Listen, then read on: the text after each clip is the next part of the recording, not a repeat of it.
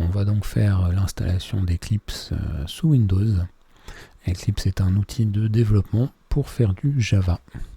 La première étape consistera à installer un outil de gestion d'archives, car celui de Windows n'est pas très performant.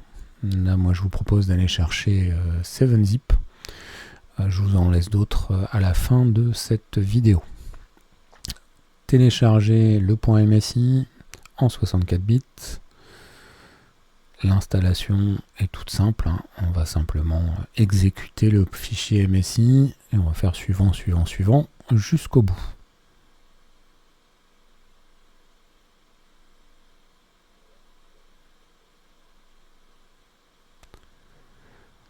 Voilà. On va maintenant modifier les paramètres de Windows. L'objectif, c'est que votre 7-Zip ici prenne en charge l'ensemble des fichiers d'archives à la place du gestionnaire de Windows. On va exécuter le File Manager en mode administrateur.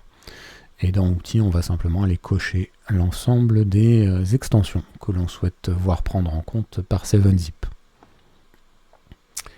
Voilà, une fois que vous avez fait ça, c'est 7-Zip qui prendra la main sur vos archives à la place de l'outil de Windows. On va donc être un petit peu plus rapide et un petit peu plus efficace. Ici, je vous laisse une liste d'autres outils qui font la même chose. Si vous n'aimez pas 7-Zip, vous pouvez choisir n'importe lequel de ces outils. Attention, certains sont payants. À vous de décider. On se donne rendez-vous pour l'étape suivante, qui va être l'installation du Java. Et ensuite, et enfin, l'installation d'Eclipse.